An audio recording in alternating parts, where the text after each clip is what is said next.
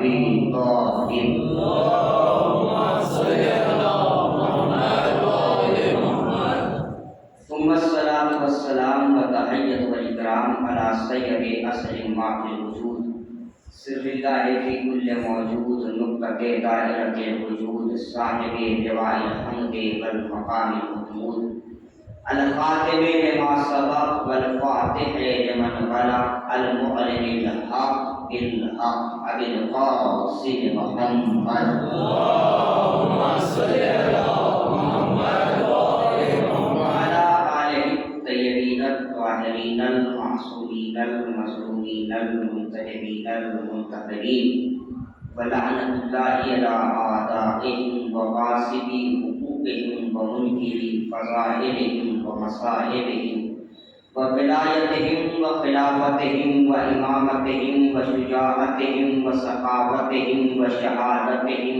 وعظمتهم وعطشهم أجمعين من الآن إلى قيام يوم الدين. أما بعد فقد قال الله سبحانه وتعالى في كتابه الكريم بسم الله الرحمن الرحيم إن الله اصطفى آدم ونوحا وآل إبراهيم وآل عمران على العالمين صلوات محمد. اللهم صل على محمد وآل محمد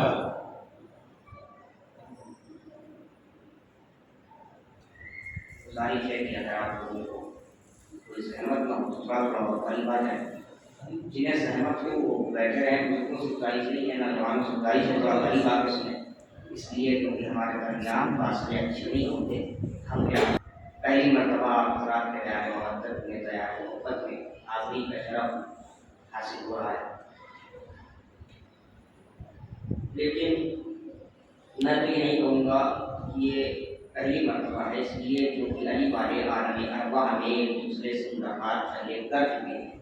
ظاہر دنیا میں ہماری اور آپ کی پہلی ملاقات ہے، پہلی مرتبہ آپ کے دائرۂ محبت میں حاصل ہوا. اشرح مجالس کا سلسلہ انشاءاللہ یہاں سے آغاز ہو رہا ہے. مجلسیں ہیں آج کی مجلس میں چاہتا یہ ہوں کہ اپنے چھوٹے بھائیوں سے کچھ گزارشات کروں. گزارش یہ ہے کہ فرش ازا کی اہمیت کو سمجھیں، نبی سے حسین کی اہمیت کو سمجھیں.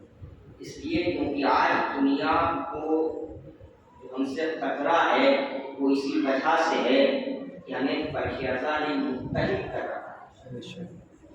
فرش ازا نہ ہوتی تو ہم بکھرے ہوئے ہوتے جیسے دوسری قومیں بکھری ہوئی ہیں، لیکن فرش ازا نے ہمیں ایک دوسرے سے جوڑ کے رکھا ہے، متحد کر کے رکھا ہے. یہ فرش ازا کا کرم ہے، لہٰذا ہمیں سمجھنا پڑے گا فرش ازا کی اہمیت کیا ہے. ہمارے درمیان بہت سے سامعین کی بہت سی قسمیں ہیں. مجلس میں آنے والوں کی کوئی مرثیہ سن کے آ جاتا ہے، کوئی خطبہ سن کے آ جاتا ہے، کوئی فضائل سن کے آ جاتا ہے، کوئی مسائل سن کے آ جاتا ہے، کوئی نوحہ سن کے آ جاتا ہے، اور سب سے آخری قسم آتی ہے تبرک کی. جب تبرک بڑھتا ہے تو آتے ہیں. کیوں؟ اس کی وجہ یہ ہے کہ ہم نے فرش ازا کو پہچانا نہیں، ہمیں پتہ نہیں ہے کہ فرش ازا کے آقا کون ہیں. نہیں پتہ بھی ہے لیکن معرفت نہیں ہے ان کی کہ کون آتے ہیں. اور یہ فرش ازا یہ واقعہ سفینہ نجات کی کشتی ہے. اب جملہ پہلے یہ جب سفینہ نجات ہے، نجات کی کشتی ہے، تو اب آپ کسی بھی ندی کے پاس چلے جائیں، کسی بھی دریا کے پاس چلے جائیں، سمندر کے کنارے کھڑے ہو جائیں اور وہاں دیکھیں کہ کشتی بھی موجود ہے اور کشتی میں کچھ لوگ سوار ہیں اور کچھ لوگ ساحل پر کھڑے ہوئے کشتی کا تماشا دیکھ رہے ہیں. یہ فرش ازا ہے کشتی نجات. اور باہر کھڑے ہو کر تماشا دیکھنے والے کو کشتی کا سوار نہیں کہتے. کشتی کا سوار اسے کہتے ہیں جو کشتی میں موجود ہوتا ہے. لہذا اگر آپ کو کشتی نجات کا سوار کہلانا ہے تو آپ کو فرش ازا میں پر موجود ہونا پڑے گا. ابھی بھی اگر کسی کے ذہن میں فرش ازا کی اہمیت نہ واضح ہوئی ہو تو اس ایک جملے سے ضرور واضح ہو جائے گی کہ آپ محلوں پہ محل بنوا لے، جنت کی شہزادی نہیں آئے گی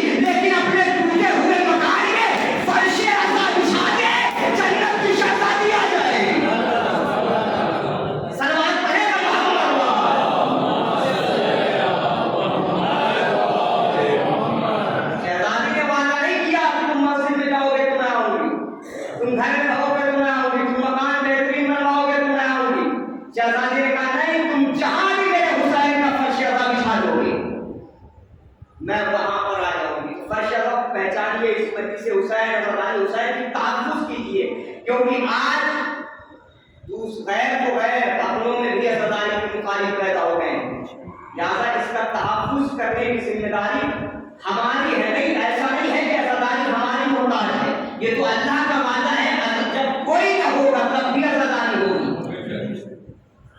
ہم محتاج ہیں حضرت علی کے، حضرت علی ہماری محتاج نہیں ہے۔ آج دنیا کو دیکھیے، سب سے زیادہ دشمنی نکالی جا رہی ہے حضرت علی سے، مجلس حسین سے، کہ کسی طرح یہ فرش ازاد ہو جائے، یہ مجلس حسین ختم ہو جائے، یہ حضرت علی کا رواج ختم ہو جائے، لیکن دشمن ناکام ہوتے رہے، کوششیں بہت کی لیکن ہمیشہ ناکام ہوتے رہے۔ اچھا، یہ آپ کی مجلسوں سے دشمنی کیا ہے؟ مجلسوں میں ایسا بیان کیا ہوتا ہے؟ کیا ہم خلافی باتیں بیان کرتے ہیں؟ کیا ہم لوگوں کو آتنکوادی بناتے ہیں؟ کیا ہم دہشت گردی کا پیغام دیتے ہیں؟ مجلسوں میں آئیے تو پھر پتہ چلے گا مجلسوں میں بیان کیا ہوتا ہے، مجلسوں سے دشمنی کیوں ہے۔ مجلسوں میں آ کر دیکھیے یہاں ہوتا کیا ہے۔ سنو، آدم کا ذکر ہوتا ہے مجلس میں، نوح کا ذکر ہوتا ہے مجلس میں، ابراہیم کا ذکر ہوتا ہے مجلس میں، اسماعیل کا ذکر ہوتا ہے مجلس میں، موسیٰ کا ذکر ہوتا ہے مجلس میں، عیسیٰ کا ذکر ہوتا ہے مجلس میں، یحییٰ کا ذکر ہوتا ہے مجلس میں، زکریا کا ذکر ہوتا ہے مجلس میں، رسول کا ذکر ہوتا ہے مجلس میں، پیغمبر کا ذکر ہوتا ہے مجلس میں، انبیاء کا ذکر ہوتا ہے مجلس میں، اوصیاء کا ذکر ہوتا ہے مجلس میں، اولیاء کا ذکر ہوتا ہے مجلس میں، اللہ کا تذکرہ ہوتا ہے مجلس میں، محمد کا ذکر ہوتا ہے مجلس میں، علی کا ذکر ہوتا ہے مجلس میں، توحید بتائی جاتی ہے مجلس میں، نماز سکھائی جاتی ہے مجلس میں، روزہ بیان ہوتا ہے مجلس میں، دین بیان ہوتا ہے مجلس میں، اسلام کی باتیں ہوتی ہیں مجلس میں۔ اب اگر آج کے بعد کوئی آپ کو مجلس کا دشمن نظر آئے تو اسے فقط مجلس کا دشمن نہ کہنا، بلکہ کہنا ہے توحید کا بھی دشمن ہے، یہ نبوت کا بھی دشمن ہے، یہ امامت کا بھی دشمن ہے، یہ اسلام کا بھی دشمن ہے۔ سلام پڑھے گا محمد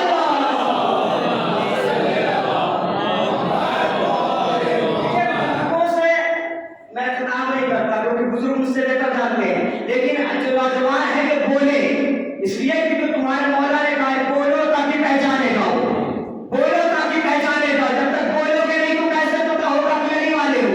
بولو تاکہ پہچانے جاؤ، اس لیے کیونکہ جب کوئی خطیب اور ذاکر ممبر پر بولتا ہے تو اس کے علم کا اندازہ ہوتا ہے، جب آپ بولتے ہیں تو علی کے عشق کا اندازہ ہوتا ہے۔ تو مجلس کا دشمن صرف مجلس کا دشمن نہیں، توحید کا بھی دشمن ہے، رسالت کا بھی دشمن ہے، امامت کا بھی دشمن ہے، اسلام کا بھی دشمن ہے، ولایت کا بھی دشمن ہے، دین کا بھی دشمن ہے۔ اب رہی بات کہ مجلسوں کو مٹا دیا جائے، مجلسوں کو ختم کر دیا جائے، تو ان سے جا کے کہہ دو کہ بس تمہاری کیا اوقات ہے، جب زندہ یزید اس مجلس کو نہ مٹا سکا تو اس کی مردہ اولادیں کیا مٹائے۔ سلام پڑھے گا محمد۔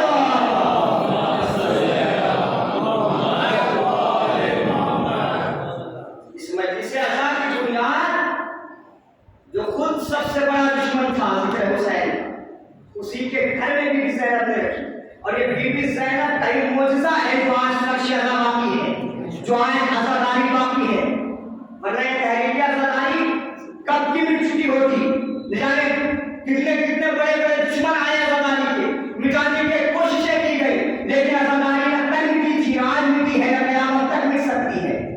وجہ کیا ہے؟ یہ تحریک عزاداری مٹی کیوں نہیں؟ کیونکہ یہ معجزہ ہے بی بی زینب سلام اللہ علیہ۔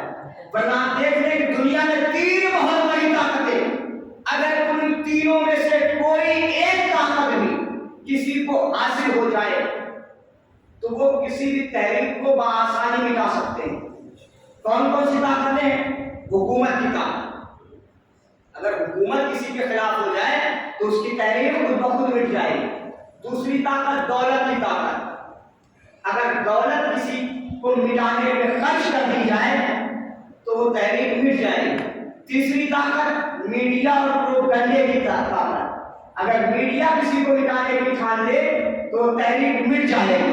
پہلی طاقت حکومت کی طاقت یعنی پاور آف اسٹیٹ، دوسری طاقت دولت کی طاقت یعنی پاور آف ویلتھ، تیسری طاقت پروپیگنڈے کی طاقت یعنی پاور آف میڈیا۔ یہ تینوں طاقتیں ایسی ہیں اس پوری دنیا میں کہ اگر ان میں سے ایک طاقت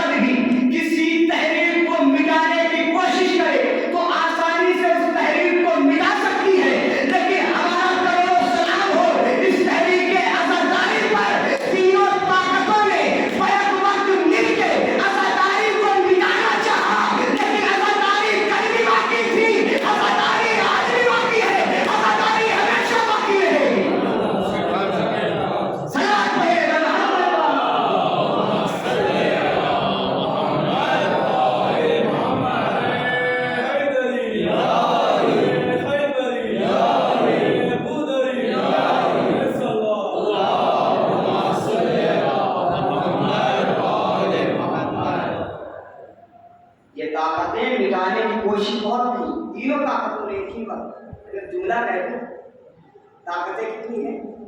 3. مٹانا کسے چاہتی ہے؟ ہمیں. آزاداری ہمیں. ہمارا جب وہ 3 ہمارا نہ کچھ بگاڑ سکے تو بنائیے. اب آزاداری جس کی بنیاد شہزادی نے رکھی، جس کی خواہش بھی تھی بی بی زہرا سلام اللہ علیہ، میرے حسین پہ روئے گا تو کہ آزاداری یہ صرف رونے کا نام نہیں ہے. میں ایک جملہ عرض کر دوں. قرآن کی ایک آیت ہے شہد اللہ لا الہ الا ہوا وہ ملائکۃ و اولو العلم قائما بالقسط.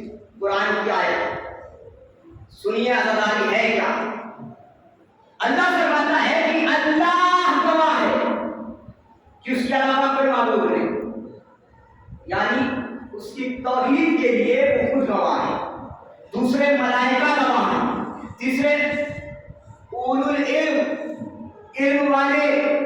یہ اولو العلم وہی ہے جو اولو الامر ہے، یعنی اہل بیت. تو اللہ گواہ ہے توحید کا، فرشتے گواہ ہیں توحید کے، اور اہل بیت گواہ ہیں. اب اہل سنت کے ایک بہت بڑے عالم انہوں نے اپنی کتاب لغت القرآن میں اس آیت کی تفسیر میں لکھا کہ اللہ خود گواہ ہے کہ وہ توحید کا گواہ، وہ اس کے علاوہ کوئی معبود نہیں. توحید کا گواہ خود اللہ.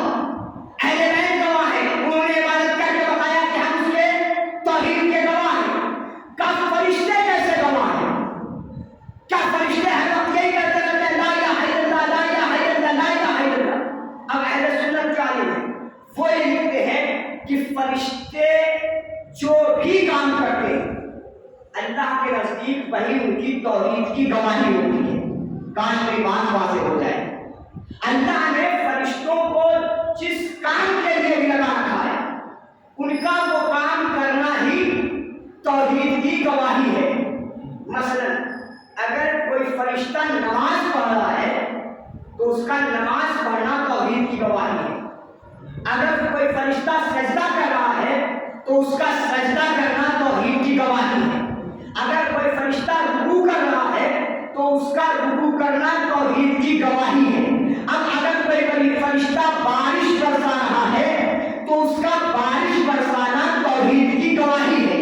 کوئی فرشتہ ہوا چلا رہا ہے تو اس کا ہوا چلانا توحید کی گواہی ہے. کوئی فرشتہ وحی لے کر آ رہا ہے تو اس کا وحی لے کر آنا توحید کی گواہی ہے. کوئی فرشتہ موت لے رہا ہے تو اس کا روح قبض کرنا توحید کی گواہی ہے. کوئی فرشتہ سور پھونکے گا تو اس کا سور پھونکنا توحید کی گواہی ہے. اب بات واضح ہو گئی نا کہ اللہ نے فرشتوں کو جس کام پہ لگایا ہے فرشتوں کا وہ کام کرنا توحید کی گواہی ہے. بھائی جملہ چاہے کیسے سنیے گا. فرشتہ اگر نماز پڑھ رہا ہے تو اس کا نماز پڑھنا توحید کی گواہی. روزہ رکھ رہا ہے تو روزہ رکھنا توحید کی گواہی. رکوع میں ہے تو رکوع کرنا توحید کی گواہی. سجدے میں ہے تو سجدہ کرنا توحید کی گواہی. بارش نازل کر رہا ہے تو بارش برسانا توحید کی گواہی. ہوا چلا رہا ہے تو ہوا چلانا توحید کی گواہی. روح قبض کر رہا ہے تو روح قبض کرنا توحید کی گواہی. اب اگر کوئی فرشتہ کسی کے گھر میں چکی چلا رہا ہو تو اس کا چکی چلانا بھی توحید کی گواہی ہے. اب اگر کوئی فرشتہ حسین کا جھولا جھلا رہا ہے تو اس کا جھولا جھلانا بھی توحید کی گواہی. تو یہاں سے ایک بات واضح ہو گئی کہ اللہ نے جس سے جو کام دیا ہے ان کا وہ کام کرنا توحید کی گواہی ہے. بات واضح ہو گئی. اللہ نے جس سے جو کام دیا اس کا وہ کام کرنا توحید کی گواہی. اب پڑھیے قرآن. اللہ نے انسان اور جنات کو کس لیے خلق کیا؟ وما خلقت الجن والانس الا ليعبدون. اللہ نے تمام جن اور انس کو خلق کیا ہے عبادت کے لیے. اللہ نے جس کے لیے خلق کیا ہے اس کا وہ کام کرنا توحید کی گواہی ہے. ہم اسی لیے نماز پڑھتے ہیں تو کہتے ہیں اللہ اکبر، توحید کی گواہی دیتے ہیں نا. ہمارا نماز پڑھنا، عبادت کرنا، روزے رکھنا یہ ہے توحید کی گواہی. اللہ نے جس کام کے لیے بھی کر دیا. لیکن اللہ نے دو باتیں بتائی قرآن میں. ایک تو کچھ مانگا ہی نہیں ان سے، مانگی ہے تو صرف اپنی عبادت۔ اور دوسری آیت قل لا اسألکم علیہ اجرا الا المودۃ فی القربی، کہہ دو میرے رسول ان سے کہ میں اجر رسالت کچھ نہیں چاہتا سوائے اس کے کہ میرے قرابت داروں سے مودت کرے۔ ایک طرف کہا کہ میری عبادت کے لیے خیر کیا ہے، دوسری طرف کہا کہ مجھے کچھ نہیں چاہیے صرف اہل بیت کی محبت۔ جب ہمارے کسی عالم سے پوچھا گیا کہ اللہ نے دونوں باتیں کی، یہ اختلاف کیوں پایا گیا، اللہ نے دو چیزیں کیوں مانگی؟ دونوں نے جواب دیا دونوں میں کوئی فرق نہیں ہے، اس لیے کیونکہ شرط قبولیت عبادت مودت اہل بیت ہے۔ سبحان اللہ۔ شرط مودت، شرط قبولیت عبادت، عبادت کے قبولیت کی شرط مودت اہل بیت ہے۔ میری بات ذہن ہے، اللہ نے جسے جس کام کے لیے خیر کیا ہے اس کا وہ کام کرنا توحید کی گواہی ہے۔ اب سنیے عزاداری اصل میں ہے کیا؟ اللہ نے فرشتوں کو جس کام کے لیے خیر کیا، فرشتوں کا وہ کام کرنا توحید کی گواہی۔ اللہ نے انسانوں کے جس کام کے لیے خیر کیا، انسانوں کا وہ کام کرنا توحید کی گواہی۔ اللہ نے جنات کو جس کام کے لیے خیر کیا تو جنات کا وہ کام کرنا توحید کی گواہی۔ اللہ نے نباتات کو جس کام کے لیے خیر کیا ان کا وہ کام کرنا توحید کی گواہی۔ اب اگر بیوی صاحبہ کہے کہ میرے حسین پہ روئے گا تو رسول آواز دیں گے کہ ایک قوم اللہ پیدا کرے گا جو حسین کی عزاداری کریں گے۔ تو ہم خلق ہوئے ہیں عزاداری کرنے کے لیے، اس کا مطلب یہ ہے ہمارا یہ عزاداری کرنا عزاداری نہیں ہے، توحید کی گواہی ہے۔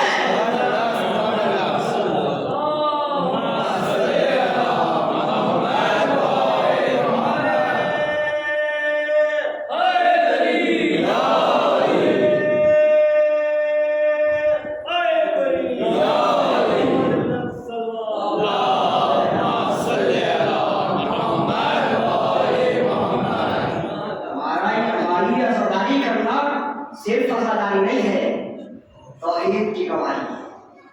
ہم گواہی دے رہے ہیں کہ اللہ ایک ہے، اسی نے ہمیں خلق کیا ہے تو عزاداری کی۔ اللہ عزاداری کی حفاظت کیجیے، اس کی عظمت کو سمجھیے، فرش اعظم کو پہچانیے کہ یہاں آتے کون ہیں۔ اور میں دعویٰ کر رہا ہوں، دلیل بھی لے کے آؤں۔ دعویٰ یہ ہے کہ جب مجلس سے عذاب برپا ہو تو کوشش کریں کہ جتنی جلدی ہو سکے آپ فرش عذاب میں آ جائیں، اس لیے کیونکہ ہو سکتا ہے آپ فرش عذاب سے دور رہیں اور آپ کو شیطان بہکا دے۔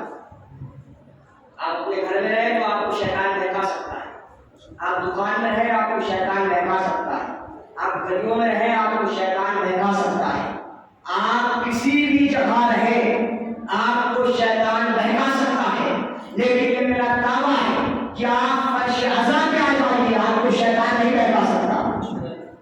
اچھا، ہم تو بغیر دلیل کے کوئی دعویٰ مانتے ہی نہیں ہے نا، تو ہمارا کوئی بھائی کھڑا ہو کے کہہ سکتا ہے کہ سرکار دعویٰ تو کر دیا آپ نے کہ فرش عذاب پہ شیطان نہیں بہکا سکتا، دلیل کیا ہے آپ کے پاس؟ دلیل سنیے، مسجد نبوی ہے، رسول بیٹھے ہوئے ہیں اصحاب کے درمیان، علی پہلو میں ہے، دعویٰ کیا ہے؟ شیطان آپ کو فرش عذاب پر نہیں بہکا سکتا۔ دلیل سنیے، علی بیٹھے ہیں، علی کی نگاہیں ہیں اصحاب کی طرف، اصحاب کی نگاہیں ہیں رسول کی طرف۔ علی نے اصحاب کے درمیان ایک شخص کو دیکھا جس کا مسجد سے کوئی تعلق نہیں، جس کا نماز روزے سے کوئی مطلب نہیں، جس کا سجدے سے کوئی مطلب نہیں، ایک سجدے کا انکار کرتے ہی ملعون بنا تھا۔ کون؟ یہی ابلیس، یہی شیطان۔ جب مولانا نے اسے دیکھا مسجد میں، فوراً بلایا، ادھر آ، سہما ہوا آیا، جی علی کیا بات؟ کہا تو یہاں کیسے؟ مسجد میں ہوگی تو؟ کہا یا علی آپ تو جانتے ہیں میرا مسجد سے کوئی تعلق نہیں ہے، میرا نماز سے اور نمازیوں سے کوئی تعلق نہیں۔ کہا تو یہاں آیا کیوں ہے؟ کہا آپ تو جانتے ہیں میرا کام ہی ہے لوگوں کو بہکانا۔ کہا پھر کسے بہکانے آیا ہے؟ اس نے اشارہ کیا وہ جو شخص دیکھ رہا ہے نا اسے بہکانے آیا ہے۔ اچھا کیا ہوا پھر بہکایا کہ نہیں بہکایا؟ جملہ سنیے گا، تاریخی جملہ ہے۔ کیا ہوا پھر؟ جسے بہکانے آیا تھا اسے بہکایا کہ نہیں بہکایا؟ اس نے کہا یا علی بہکانے تو آیا تھا لیکن بہکا نہیں پایا۔ کہا کیوں؟ کہا اس لیے کیونکہ وہ شخص جس کے پہلو میں بیٹھا ہے مجھے اس سے ڈر لگتا ہے۔ وہ شخص جس کے پہلو میں بیٹھا ہے مجھے اس سے ڈر لگتا ہے۔ ایک مرتبہ علی کی عین اللہ ہی نگاہیں اٹھی، عین اللہ ہی نگاہیں، جس کی آنکھ اللہ کی آنکھ ہے۔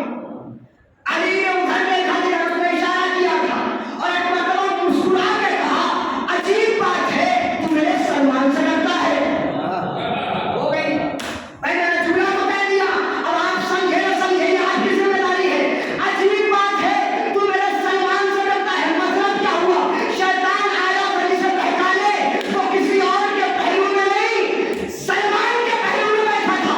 اب میرا دعویٰ کیا تھا کہ آپ کو فرش عذاب پہ آنے کے بعد شیطان نہیں بہکا سکتا۔ دلیل کیا ہے؟ دلیل یہی ہے کہ جسے سلمان کا پہلو مل جائے، جب اسے شیطان نہیں بہکا سکتا تو فرش عذاب پہ آنے کے بعد کسی کو علی کا پہلو ملتا ہے، کسی کو حسن کا پہلو ملتا ہے، کسی کو حسین کا پہلو۔ سلمان پہلے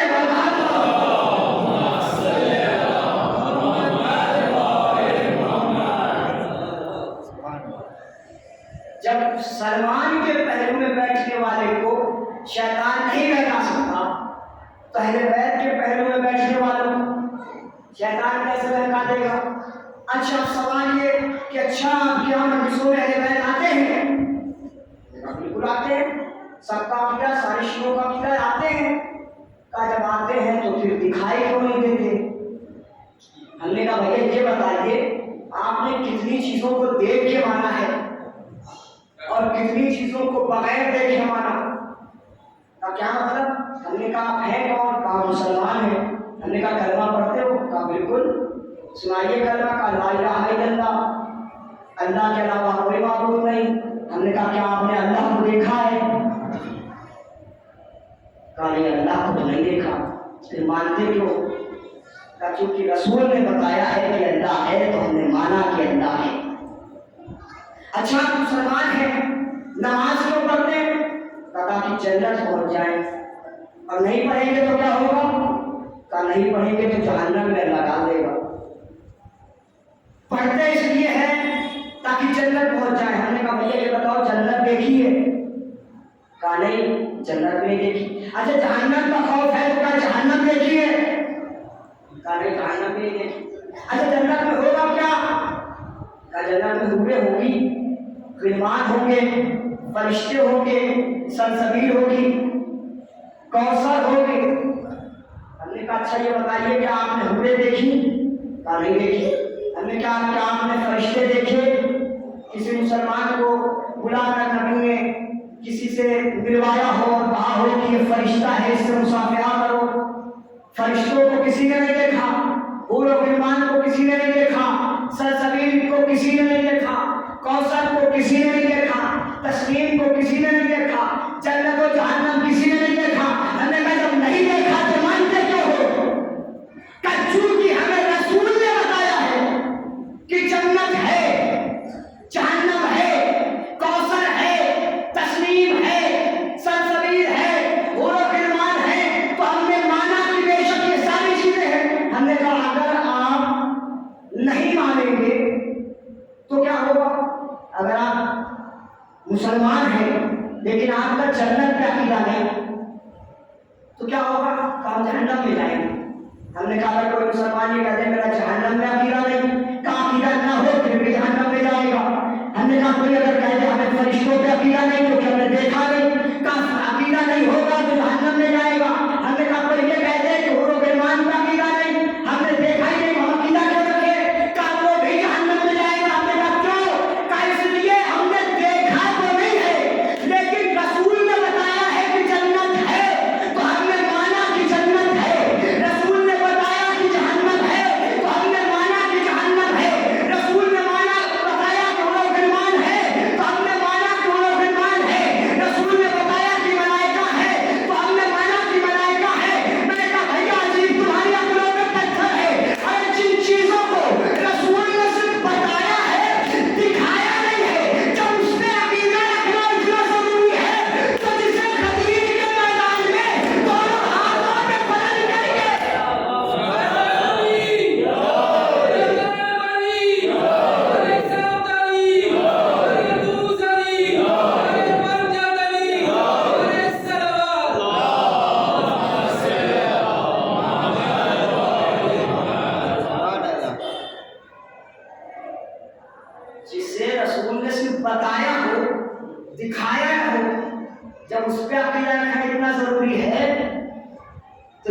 غدیر کے میدان میں دونوں ہاتھوں پہ بلند کر کے دکھایا بھی اور من ان کو مولا کہہ کے بتایا بھی، تو اس پہ عقیدہ رکھنا کتنا ضروری ہوگا۔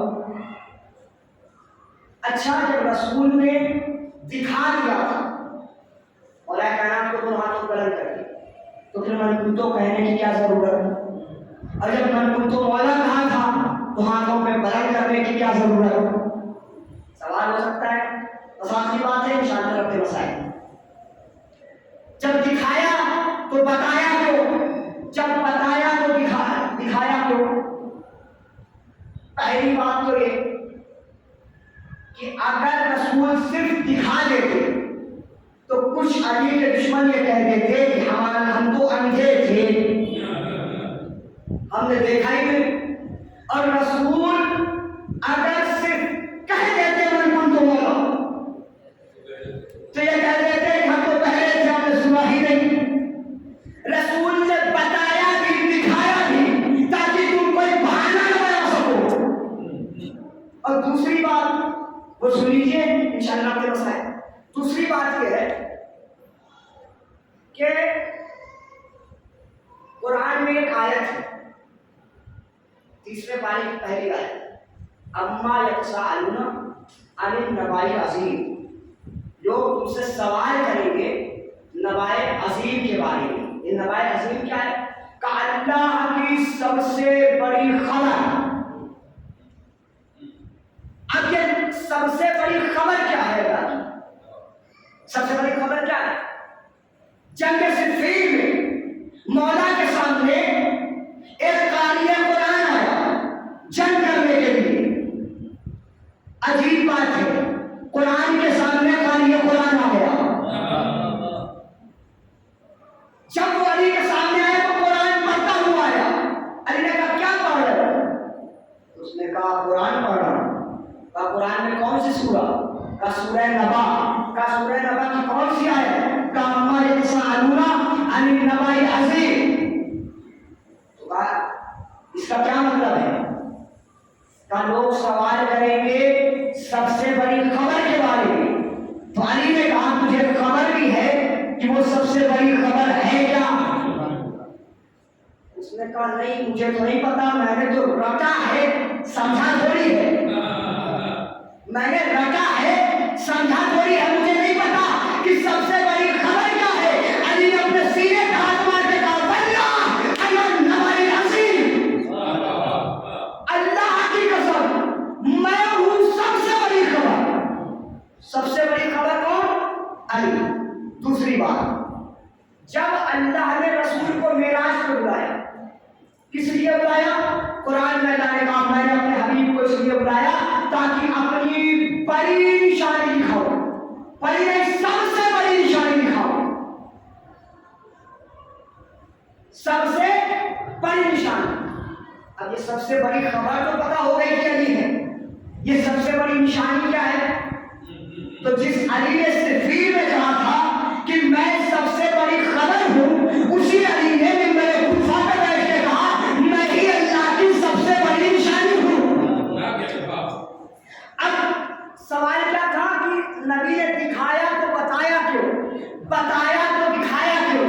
علی کیا ہے؟ سب سے بڑی خبر بھی علی ہے، سب سے بڑی نشانی بھی چاہے جیسے سنیے گا بس آخری جملہ ہے، سب سے بڑی خبر بھی علی، سب سے بڑی نشانی بھی علی۔ خبر ہمیشہ سنائی جاتی ہے، نشانی ہمیشہ دکھائی جاتی ہے۔ اب سمجھے کہ غدیر کے میدان میں دونوں ہاتھوں پہ بلند کر کے من کنتو مولا جو کہا، ہاتھوں پر دکھا کے سب سے بڑی نشانی دکھا رہے تھے، من کنتو کر کے سب سے بڑی خبر سنا رہے تھے۔ صلوات پڑھے محمد۔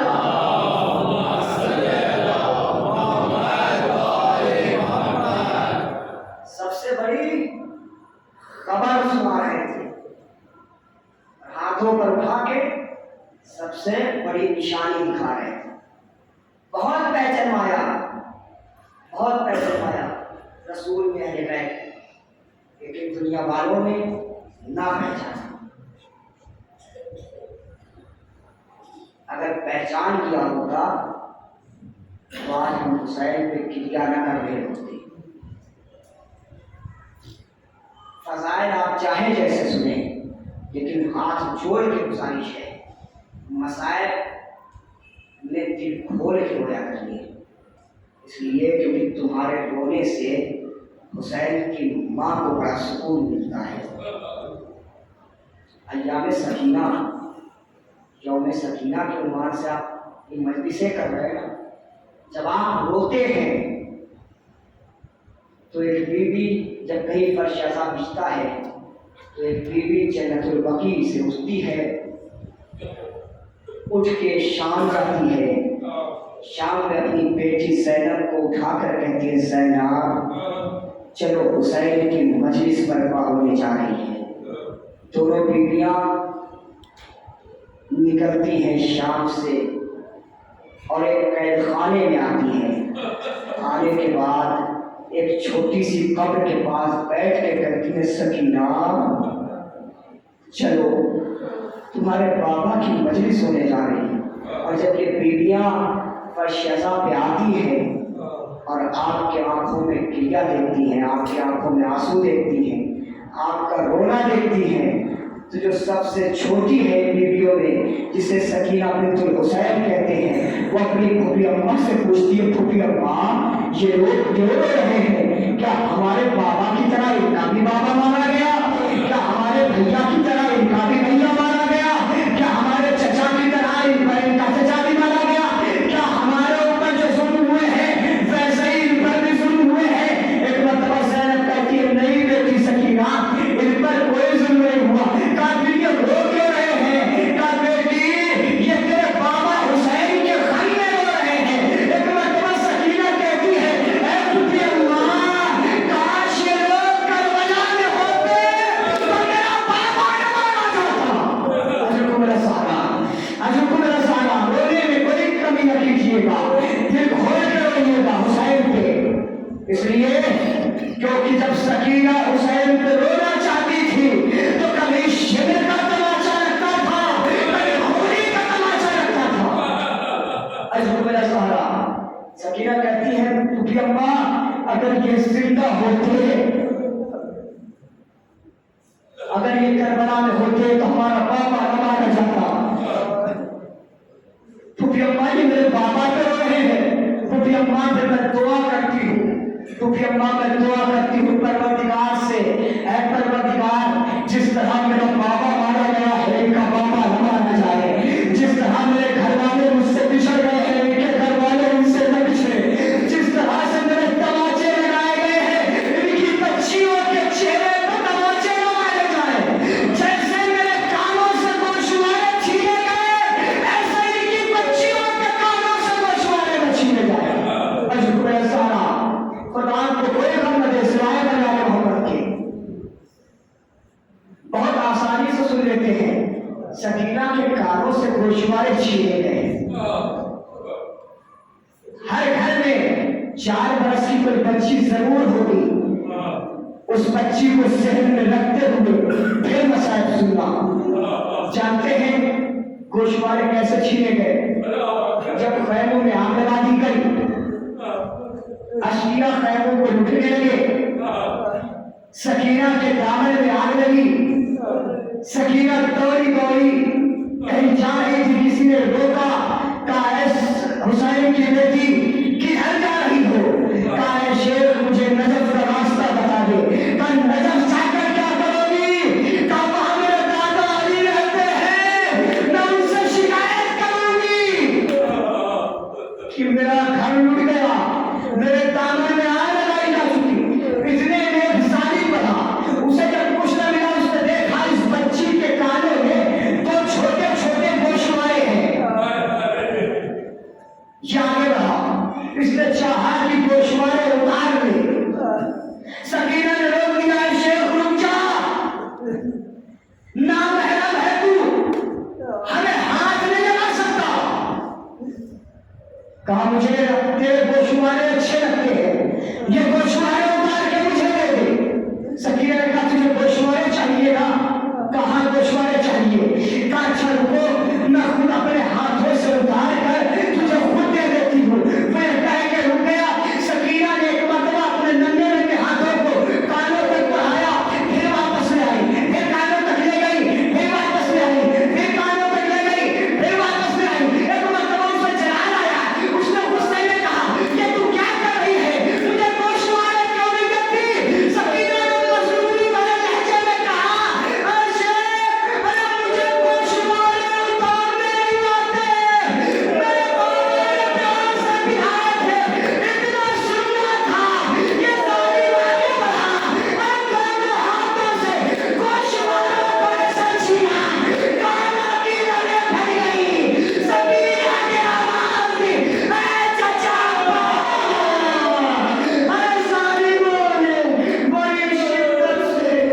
یہ کو شمار ہے سیار الذین سلم القلبین القلبون ان للہ و انا الیہ راجعون